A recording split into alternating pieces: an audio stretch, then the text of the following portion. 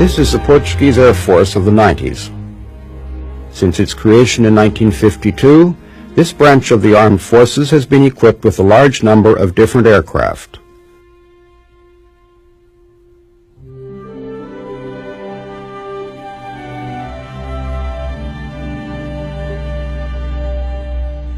Some distinguish themselves, either by their large number of flying hours or by their time of service in their respective squadrons.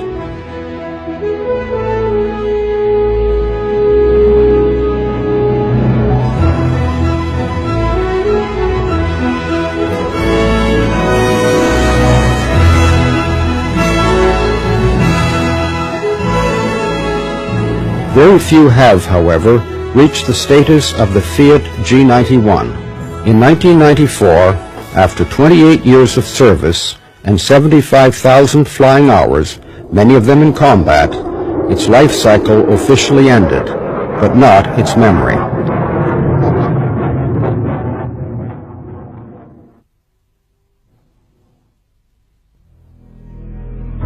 The 60s. Portugal was involved in conflicts with the liberation movements in its colonies in Africa.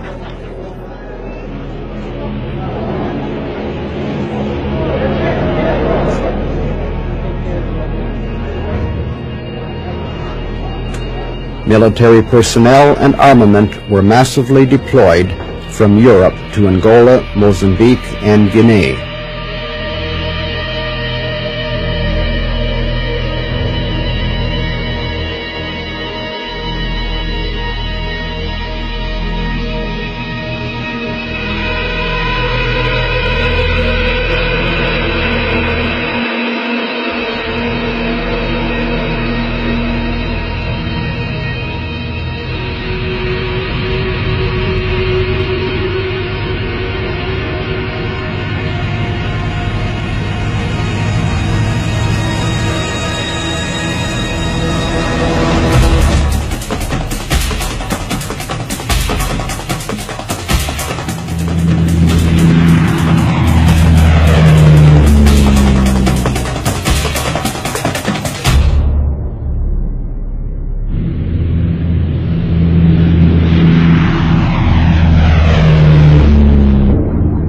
The vast distances between both continents required sea and air routes to be used, and gradually the Air Force, even though ill-equipped, was given one of its first missions in these conflicts: the transportation of human and material resources.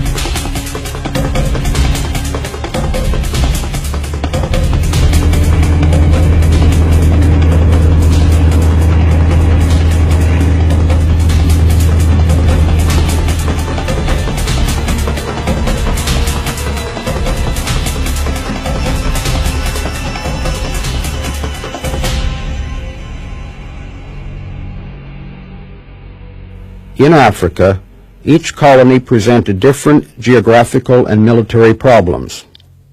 and the most common one was the absence of forces in the field, mostly inland.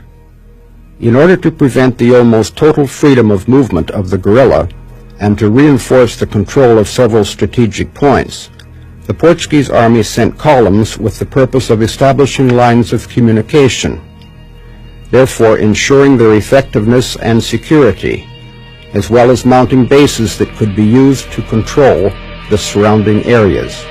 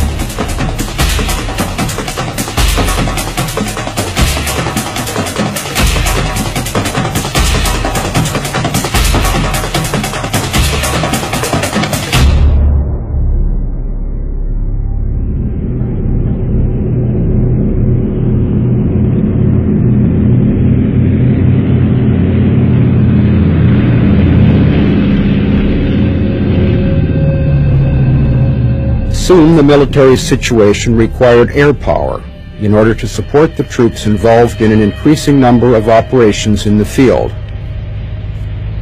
The Portuguese Air Force assets were few at the time. Many aircraft were obsolete or not proper for those missions and environment.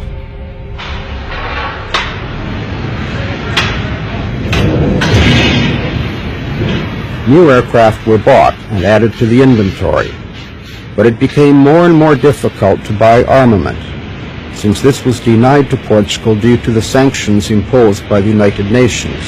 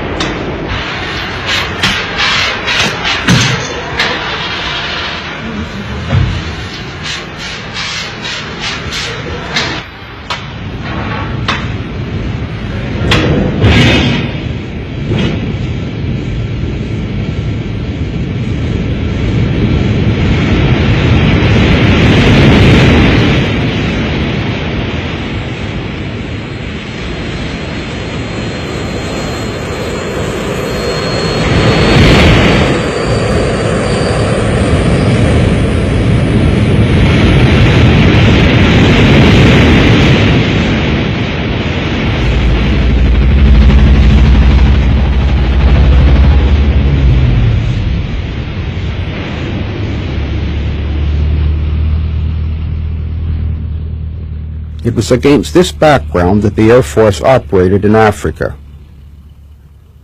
Each day at air bases and in skies was built upon the effort and sacrifice of men with a high sense of duty.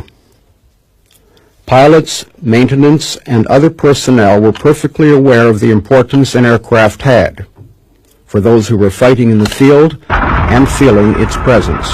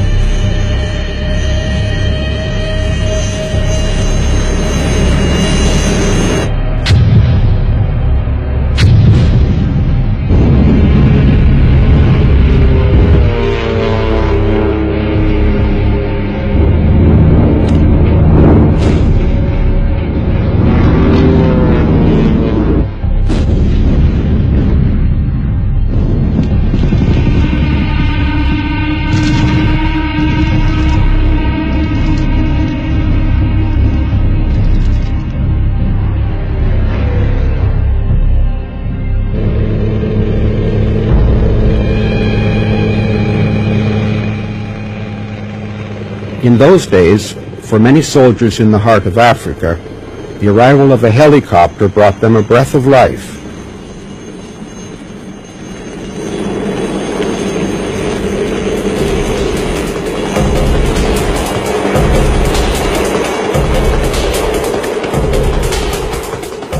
And the landing of a small DO-27, a contact with the world.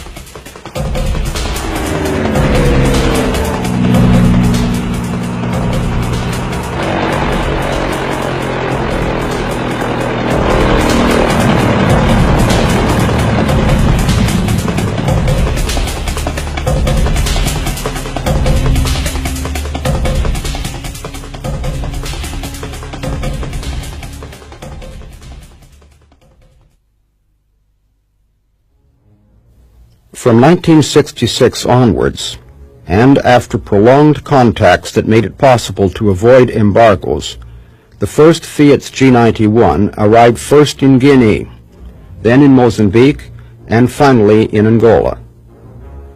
This new aircraft closed the cycle of the obsolete F-84 and were used instead of the F-86 Sabre, initially requested, but whose operation in the African theater was forbidden to Portugal.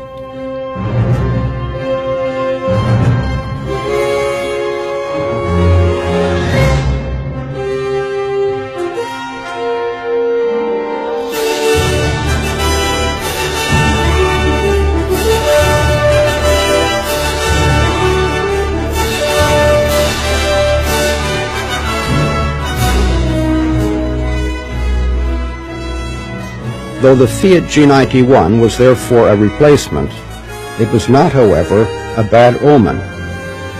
On the contrary, it became almost a legend.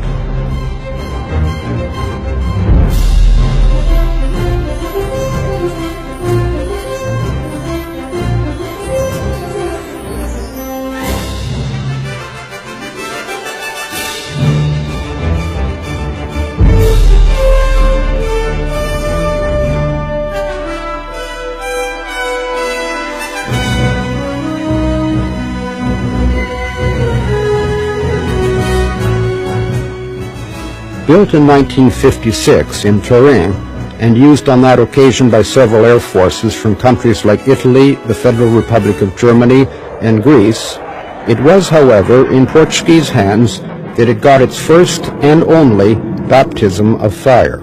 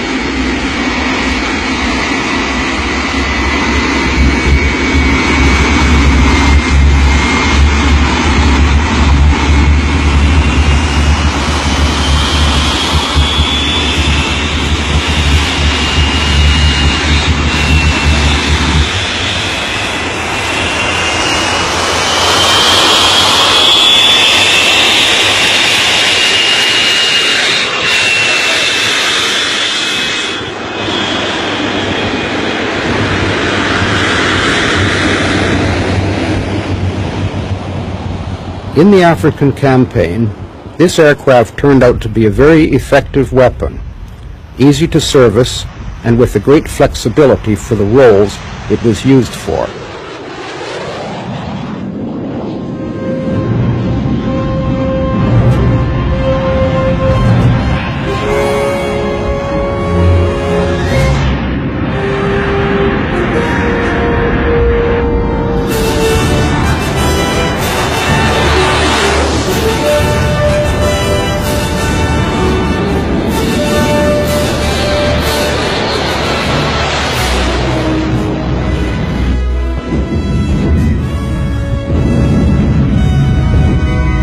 The Fiat G91 was fired upon by different anti-aircraft weapons, chased by Strela ground-air missiles, and yet very seldom shot down, and on only one occasion was the pilot killed.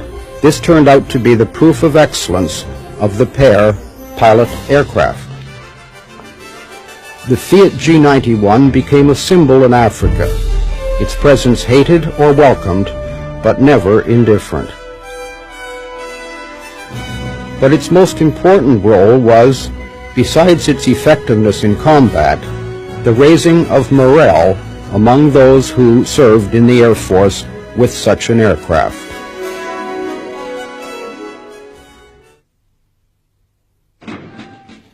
On the 25th of April 1974, there was a revolution in Portugal. Soon, the Elvor agreements dictated the end of war and the cession of the former colonies to the liberation movements. New countries were born. But in Angola and Mozambique, the struggle for power violently broke out.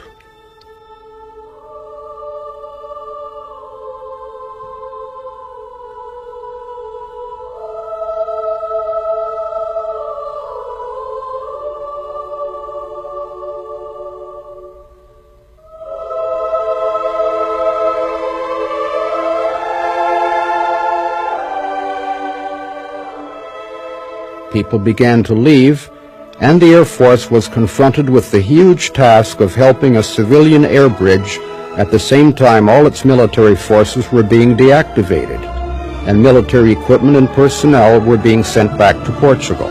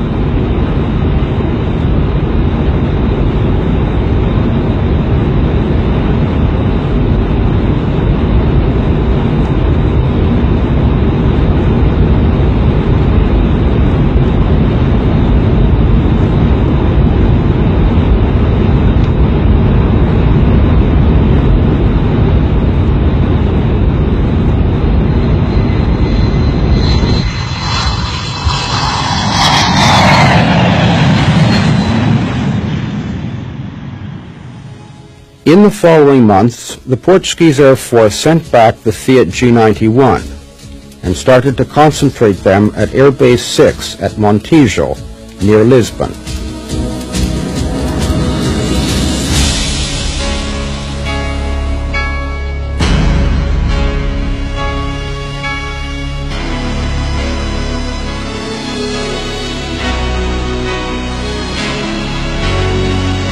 The fleet was then organized in accordance with NATO requirements, and in August 1974, Squadron 62, nicknamed Jaguars, was formed. Aircraft were refitted and reconditioned so that they could in future better respond to missions in the European theater.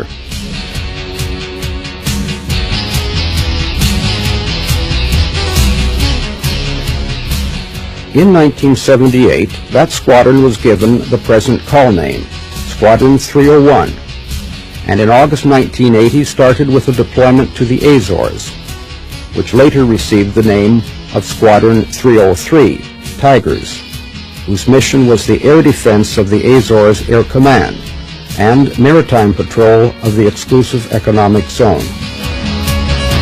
After their return to the mainland, several further units were bought. In order to be always updated and to improve their capabilities, Squadron 301 participated in many national and NATO exercises, such as Display Determination, Cold Fire, Dawn Patrol, Ardent Ground, Locked Gate, Ocean Safari, Open Gate, and Tiger Meet.